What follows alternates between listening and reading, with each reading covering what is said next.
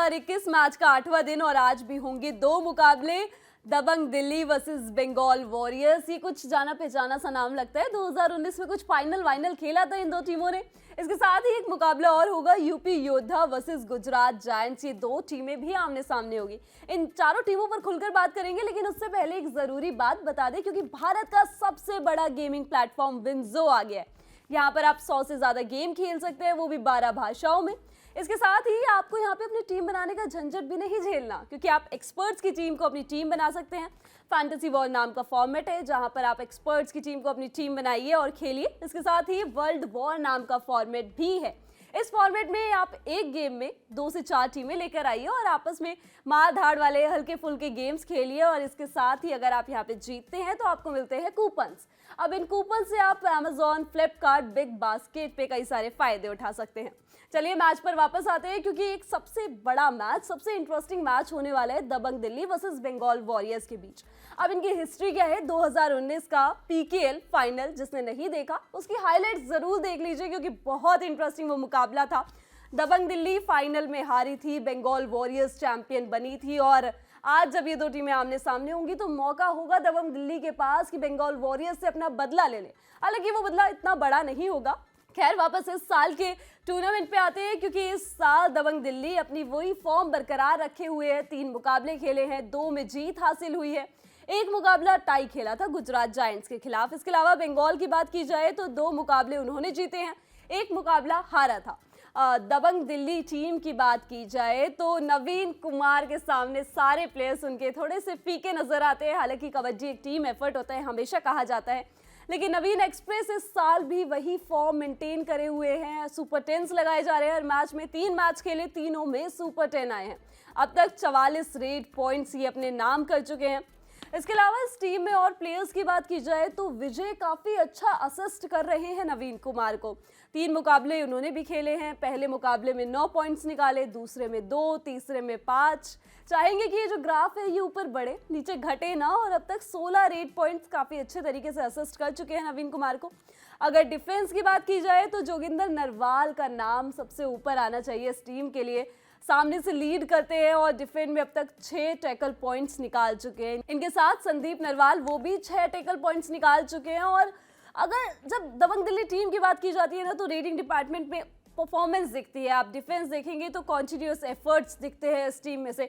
आप हाथ से प्लेयर्स गिन के बता सकते हैं कि आपके लिए ये खिलाड़ी परफॉर्म करके देगा। जैसे मैंने जोगिंदर नरवाल का नाम लिया, संदीप नरवाल का नाम लिया, उसी के साथ जीवा है, मंजीत चिल्लर है, वो भी टीम के लिए कॉन्टिन्यूस परफॉर्म करते हुए आ रहे हैं। प्रॉब्लम एरिया क्या है इस टीम के लिए? अब पहले 2 मुकाबले भाई जीते हैं। पहला मुकाबला पुनेरी पल्टन्स को हराया, उसके बाद यू मुंबा को हराया। गुजरात के खिलाफ ये मुकाबला टाई हुआ था।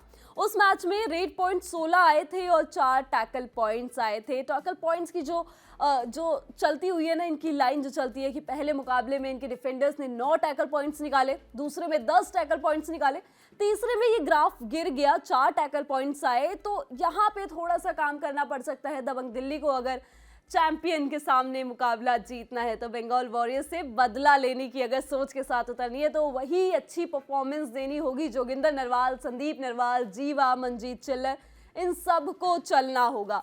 बंगाल वॉरियर्स की बात की जाए तो इस टीम के पास मनिंदर सिंह है, ट्रॉफी जिताई थी लास्ट सीजन, इस सीजन भी अच्छी फॉर्म में है। पहले मुकाबले में नहीं दिखे, 7 रेड पॉइंट्स निकाले थे, लेकिन उसके बाद से उनका ग्राफ ऊपर बढ़ा है। पहले मैच के 7 रेड पॉइंट्स के बाद अगले मैच में 8 पॉइंट्स आए और उससे अगले मैच में 17 पॉइंट्स इन्होंने अपने नाम किए थे। अब तक टोटल 32 रेड पॉइंट्स निकाल चुके हैं। इनके साथ सुकेश हेगड़े 2 मुकाबले खेले हैं, तीसरा मुकाबला नहीं खेला। पहले मुकाबले में 8 रेड पॉइंट्स, दूसरे मुकाबले में सिर्फ 1 पॉइंट आया, वो भी बोनस के जरिए। तो ओवरऑल अब तक 9 पॉइंट्स लेके आ चुके हैं, लेकिन इनको मौका दिया जाना चाहिए। ये टीम में होंगे तो मंजीत चिल्लर को असिस्टेंस मिलेगी, रेड पॉइंट्स की जो गिनती है वो इस टीम के लिए बढ़ेगी। इसके साथ ही एक नाम जो सबको याद रखना चाहिए वो है इस्माइल नबी बख्श। ऑलराउंड परफॉर्म करके देते हैं इस टीम के लिए। पहले मुकाबले में आए थे तभी बता दिया था कि किस किस्म के प्लेयर है ये। पहले मुकाबले में ही 11 पॉइंट्स निकाले थे, उसके बाद थोड़ा सा ग्राफ डाउन हुआ, 4 पॉइंट्स निकाले अगले मुकाबले में। लेकिन तीसरे मुकाबले में फिर वही कमबैक, 8 पॉइंट्स इन्होंने निकाले, 23 पॉइंट्स अब तक ये ले चुके, अपने नाम कर चुके हैं। इसके अलावा अगर इनके डिफेंस की बात की जाए तो डिफेंस में इनके पास दर्शन है, रिंकू है, सचिन, अबूजर, विजन, ये थोड़ा ठीक ठीक परफॉर्म कर रहे हैं। लेकिन इनके अलावा दर्शन की बात की जाए तो 7 टैकल पॉइंट्स 3 मैचेस में ये निकाल चुके हैं। रिंकू अच्छा परफॉर्म कर रहे हैं, पहले मैच में 1, दूसरे में 3 टैकल पॉइंट्स और फिर तीसरे मुकाबले में 1 टैकल पॉइंट्स। ओवरऑल अब तक 5 टैकल पॉइंट्स इस टीम के लिए निकाल चुके हैं। प्रॉब्लम एरिया इस टीम के लिए कहना थोड़ा सा मुश्किल होता है क्योंकि चैंपियन टीम, अब आप मुकाबले जीतते हैं। तीसरा मुकाबला हारा था लेकिन वो भी बहुत क्लोज मार्जिन से हारा था, उसमें भी काफ़ी अच्छा परफॉर्म किया था। जिस चीज़ की इस टीम को जीतने के लिए ज़रूरत होगी वो टीम एफर्ट की होगी, क्योंकि मनजीत चिल्लर फॉर्म में है, इस्माइल नबी बख्श हैं, अगर सुकेश हेगड़े होंगे तो रेडिंग डिपार्टमेंट फर्स्ट क्लास है। डिफेंस की तरफ से दर्शन होंगे, रिंकू होंगे, तो डिफेंस में आपके पास 2 सॉलिड डिफेंडर हैं, आपको 1-2 डिफेंडर्स की और ज़रूरत होगी। विजन, सचिन, अबूजर, वो कोई भी प्लेयर हो सकता है लेकिन उनको टीम की जीत के लिए कंट्रीब्यूट करना होगा। इसके बाद स्क्वाड की बात की जाए तो दबंग दिल्ली बिना किसी बदलाव के उतरना चाहेगी, क्योंकि रेडर्स में इनके पास नवीन कुमार हैं, विजय है, कंसिस्टेंट परफॉर्म कर रहे हैं, बाहर बिठाने का सवाल नहीं पैदा होता है। इनके साथ ही अजय ठाकुर, काफ़ी एक्सपीरियंस है उनके पास, इसी साल इस टीम के साथ जुड़े हैं, तो काफ़ी उम्मीदें अजय ठाकुर से भी होंगी। एक मैच में 1 रेड पॉइंट निकाला था। डिफेंस की बात की जाए तो जोगिंदर नरवाल फ्रंट से लीड करते हैं, मनजीत चिल्लर है, काफ़ी एग्रेसिव और काफ़ी सही अप्रोच के साथ उतरते हैं। जब भी वो मैच में आते हैं एक अलग ही अग्रेशन दिल्ली की टीम के लिए लेके आते हैं। संदीप नरवाल, जीवा है, तो एक ओवरऑल टीम एफर्ट इस दबंग दिल्ली की टीम की तरफ से देखने को मिलेगा। बंगाल वॉरियर्स की बात की जाए तो 2 मुकाबले जीते हैं, ज़्यादा बदलाव की ज़रूरत इस टीम के लिए भी नहीं होगी। मनिंदर सिंह, सुकेश हेगड़े, इस्माइल नबी बख्श अपनी जगह अपने आप बनाते हैं और रिंकू डिफेंस के लिए हैं, उनके साथ ही दर्शन भी है। अब बाकी जो खिलाड़ियों को डिफेंस में डाला जाएगा उसमें विजन हो सकते हैं, उसके अलावा सचिन को मौका दिया जा सकता है, 1-1 टैकल पॉइंट्स इन खिलाड़ियों ने निकाला है। अब बैटल की भी बात कर लेते हैं, क्योंकि जब 2 फॉर्मर बेस्ट टीम्स भिड़ेंगी, 2019 का फाइनल जिन टीम्स ने खेला होगा तो उसका रोमांच थोड़ा सा अलग होगा, कई सारी बदली की भावना भी देखने को मिलेगी और नवीन एक्सप्रेस के सामने रिंकू दर्शन की जोड़ी होने वाली है। नवीन एक्सप्रेस शानदार फॉर्म में है, 44 रेड पॉइंट्स निकाल चुके हैं, दिल्ली के प्राइम रेडर है, इस टीम के लिए सुपर 10 की कंटिन्यूस स्ट्रीक मेंटेन करना जानते हैं। और इसके साथ ही सामने वाली टीम से होंगे दर्शन, जिन्होंने 7 टैकल पॉइंट्स निकाले हैं, उनके साथ ही होंगे रिंकू, जिन्होंने 5 टैकल पॉइंट्स से अब तक 3 मैचेस में अपने नाम कर लिए हैं।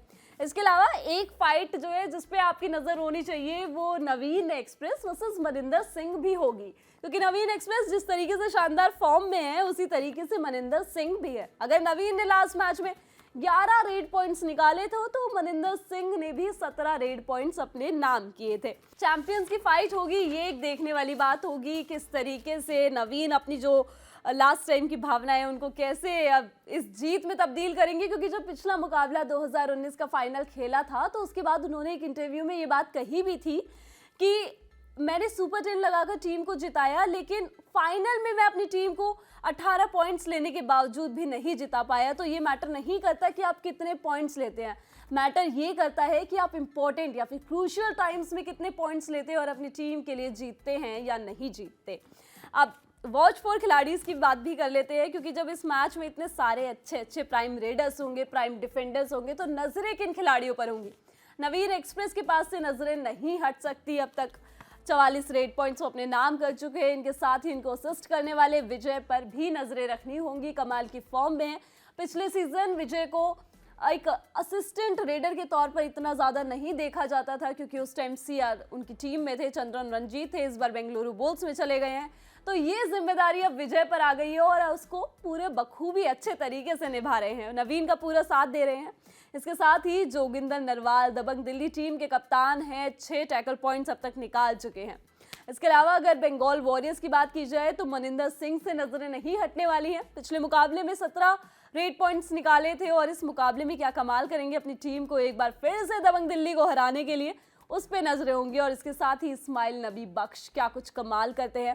पहला मुकाबला बहुत शानदार गुजरा था, उसके बाद जो बेंचमार्क सेट कर दिया ना उसके हिसाब से 2 मुकाबले नहीं गुजरे, तो इस मुकाबले में वापसी करने का मौका होगा उनके पास भी। इसके साथ ही जो दूसरा मुकाबला खेला जाएगा वो यूपी योद्धा वर्सेस गुजरात जायंट्स के बीच होगा। यूपी योद्धा प्रदीप नरवाल की टीम ज़्यादा कुछ कमाल कर नहीं पाई है, प्रदीप नरवाल इसी सीजन इस टीम के साथ जुड़े हैं। गुजरात जायंट्स काफ़ी एग्रेसिव कोच है, उनके अलग ही माहौल रहता है। यूपी योद्धा की बात की जाए तो 3 मुकाबले खेले, 2 में हार देखी, 1 में जीत मिली। वहीं गुजरात जायंट्स इस टूर्नामेंट में 3 मैचों में सब कुछ देख चुकी है। एक जीत भी हासिल कर ली है, एक हार भी देख ली है, एक टाई भी कर लिया है। टाई जो हुआ था वो दबंग दिल्ली के खिलाफ ही हुआ था। बात करते हैं यूपी योद्धा की। अब पहला मुकाबला बंगाल के खिलाफ हारा 38-33 से, उसके बाद जीता पटना पायरेट्स के खिलाफ 35-36 से। काफी क्लोज मैच हुआ था वो भी, लेकिन उसके बाद जब जयपुर पिंक पैंथर्स के खिलाफ उतरे तो वो मुकाबला भी हार गए। गुजरात जायंट्स की बात कर रही थी मैं कि उन्होंने अपने टूर्नामेंट में सब कुछ देख लिया है। हार जीत टाई सब कुछ हाथ लग गया है। जीता मुकाबला जयपुर पिंक पैंथर्स के खिलाफ, उसके बाद बंगाल के खिलाफ मुकाबला हारा और टाई किया दिल्ली दबंग दिल्ली के खिलाफ। अब यूपी की बात कर लेते हैं। कौन से खिलाड़ी होंगे जिन पे सबसे ज्यादा दामोदार रहेगा इस टीम के लिए? प्रदीप नरवाल सबसे ऊपर नजर आते हैं इस साल। इसी साल टीम के साथ जुड़े हैं। पटना पायरेट्स अपनी पुरानी टीम को छोड़ा है। उम्मीद थी कि जब यूपी योद्धा के लिए आएंगे, क्योंकि यूपी योद्धा ऐसी टीम है जो हमेशा अपनी टॉप में जगह बना के रखती है और इस सीजन अभी तक उस तरीके का परफॉर्मेंस नहीं दिखा है। लगा था कि प्रदीप नरवाल आएंगे तो ये टीम और ज्यादा बेटर होगी, लेकिन वो चीज नहीं दिखी। प्रदीप नरवाल ने भी एक मैच में सुपर 10 लगाया, लेकिन जब आखिरी मुकाबला खेला जयपुर पिंक पैंथर्स के खिलाफ तो वो मुकाबला बेहद खराब था। उनका जो बेंचमार्क सेट है ना, उसके अकॉर्डिंग नहीं लगा। इसके अलावा सुरेंद्र गिल अच्छा परफॉर्मेंस दे रहे टीम के लिए। अब तक 18 पॉइंट्स निकाल चुके हैं। आखिरी मुकाबले में जयपुर के खिलाफ एक सुपर 10 भी लिया। रोहित पे नजरें हो सकती हैं, 13 पॉइंट्स उन्होंने निकाले थे। श्रीकांत से काफी कुछ उम्मीदें हैं, उस किस्म का अभी तक डिलीवर नहीं कर पाए हैं। डिफेंस भी इस टीम का काफी अच्छा नजर आता है। सुमित है, आशु है, नीतीश है इनके पास। प्रॉब्लम एरियाज इस टीम के लिए ये है कि कंसिस्टेंट परफॉर्मेंस नहीं आ रही है। वो जो मार्क सेट कर रखा है उस तरीके का परफॉर्मेंस नहीं आ रहा। जिस मैच में जीत आती है उस मैच में पूरी टीम परफॉर्म करती है, जिसमें हार आती है उसमें कह पाना थोड़ा मुश्किल होता है। रेट पॉइंट्स अच्छे हैं, लेकिन टैकल पॉइंट्स पे अभी भी काम करने की जरूरत है इस टीम के लिए। डिफेंस को मजबूत होने की जरूरत है। गुजरात जायंट्स की बात की जाए, सब कुछ देख चुकी है। राकेश नरवाल अच्छा कर रहे हैं, 28 रेट पॉइंट्स निकाल चुके हैं, कंसिस्टेंट परफॉर्म कर रहे हैं। पहले मैच में 7 रेट पॉइंट्स निकाले, अगले में सुपर 10 पूरा करते हुए 12 रेट पॉइंट्स निकाले और फिर उससे अगले मुकाबले में 9 रेट पॉइंट्स इनके नाम रहे। राकेश चुनग्रोया भी अच्छा कर रहे हैं, 14 रेट पॉइंट्स इनके नाम हैं। और डिफेंस की बात की जाए तो रविंद्र पहल, हॉकाई जिनको कहा जाता है, वो इस टीम के साथ जुड़ गए हैं और अब तक 5 टैकल पॉइंट्स वो ले चुके हैं। प्रवेश बेंसवाल हैं, उनसे काफ़ी कुछ उम्मीदें रहती हैं। पहले 2 मुकाबले में अच्छा किया, लेकिन फिर तीसरे मुकाबले में एक भी पॉइंट्स नहीं ले पाए और सिर्फ 6 टैकल पॉइंट्स के साथ अभी 3 मैचेस में अटके हुए हैं इनके साथ गिरीश मार्क। पहला मुकाबला खेला 7 टैकल पॉइंट्स निकाले, दूसरा मुकाबला खेला 1 टैकल पॉइंट और तीसरा मुकाबला फिर 0 पे आके ये अटक गया। अभी तक सिर्फ 8 टैकल पॉइंट्स निकाल चुके, तो जो बेंचमार्क पहले मैच में सेट किया था शायद उससे आगे बढ़ने की इनको जरूरत है अगर टीम को जीत के दरवाजे तक लेके जाना है। प्रॉब्लम एरिया क्या है इस टीम के लिए? रेटिंग से पॉइंट्स आ रहे हैं, लेकिन डिफेंस की कमी दिख रही है। डिफेंस स्ट्रांग नहीं है। रविंद्र पहल की बात की जाए तो 1-1, 2-2 पॉइंट्स लेके आते हैं टैकल पॉइंट्स। इनके अलावा गिरीश मार्क भी ज़्यादा कुछ कमाल नहीं कर पा रहे हैं।